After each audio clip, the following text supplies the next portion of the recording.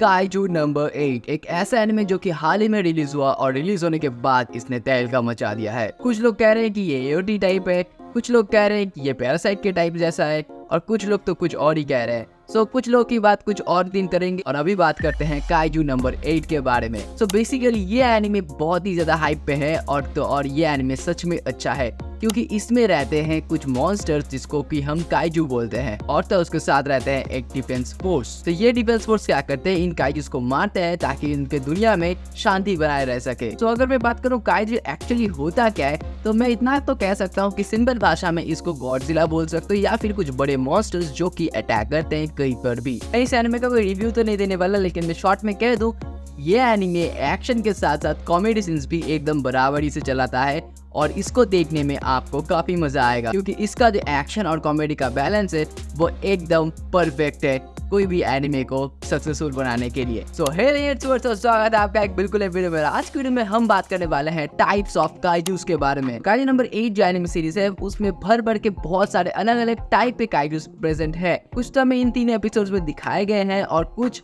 हमें अभी भी नहीं दिखाया गया। वो मांगा में रिलीज हो गए हैं पर अभी भी हमें एनिमे में नहीं दिखाया गया।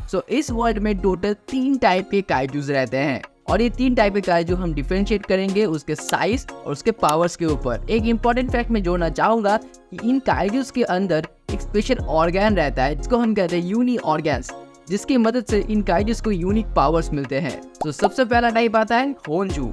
होंजू टाइप के काइजू एक्चुअली सबसे बड़े काइजू होते हैं इस पूरे सीरीज में। इस टाइप को सबसे पावरफुल काइजू भी बोला जाता है और तो इन काइजूस को तो एक्चुअली असिस्ट भी करना पड़ता है बाय स्मॉल काइजूस जिसको कि हम कहते हैं योजू। के साथ साथ होंजू का जो फॉर्टिट्यूड लेवल होता है वो होता है 6.0। इस टाइप के काइजू को मारने के लिए कभी कभी पूरा का पूरा डिफेंस फोर्स भी कम पड़ जाता है और इन काइजूस को अगर हम खुल्ला छोड़ दे तो ये पूरा का पूरा शहर एक पल में खत्म कर सकता है। उसके बाद आता है योजू। इस टाइप का काइजू एक्चुअली बहुत ही ज्यादा छोटा होता है पर फिर भी ये नॉर्मल ह्यूमंस के सामने बहुत ही ज्यादा बड़े हैं। बेसिकली योजू जो रहता है वो एक्चुअली असिस्टेंट्स होते हैं होंजूस के और बहुत सारे योजू मिलके एक होंजू को असिस्ट करते हैं ताकि वो डिस्ट्रक्शन फैला सके। और तो असिस्ट करने के साथ साथ ये जो योजू रहते हैं ये होंजूस के पीछे भी आते हैं। ये होंजूस को फॉलो भी करते हैं कभी कभी और ऐसा करते हुए हमने एपिसोड नंबर 1 में भी देखा जब कफ्का और इचिगावा को एक बड़े से होंजू ने अटैक किया था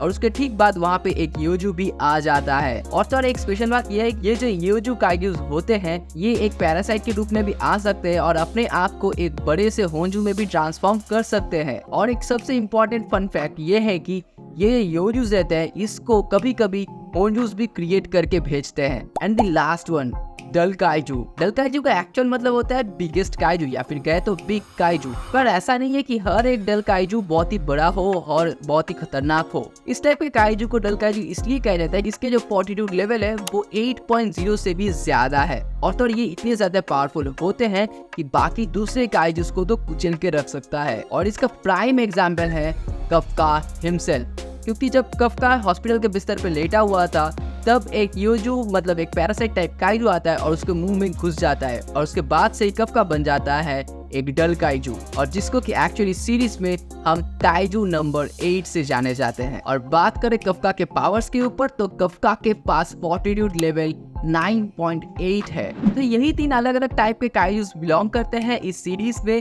अगर हम बात करें और भी बहुत सारे काइजूस तो प्रेजेंट हैं लेकिन उन सब के पावर्स और एबिलिटीज के अगर हम बात करें तो ये 3 कैटेगरीज हैं जिसके अंदर हम इन सारे काइजूस को फिट कर सकते हैं। और आप लोग ये मत बोला कि जितने भी काइजूस इस सीरीज में होंगे या फिर बाद में आएंगे इस एनिमे में सबके पास कुछ अलग टाइप के स्पेशल पावर्स होने वाले हैं, उन सब के पास कुछ अलग से एबिलिटीज होने वाले हैं। क्योंकि मैंने वीडियो के शुरुआत में कहा था कि इन सारे काइजूस के पास होता है एक यूनी ऑर्गन जिसकी मदद से इन सारे काइजूस को अलग अलग स्पेशल टाइप के पावर्स मिलते हैं और उनके पावर लेवल उसके हिसाब से डिसाइड होता है। मैं एक बात बोलना तो भूल ही गया कि फॉर्टिट्यूड लेवल होता क्या है।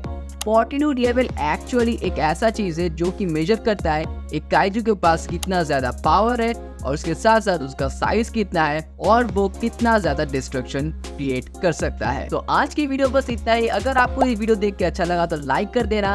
अगर कुछ भी इंफॉर्मेटिव मिला आपको तो हमारे इस वीडियो को शेयर कर देना अपने सारे दोस्तों के साथ जो कि काइजू नंबर 8 को एंजॉय कर रहा है।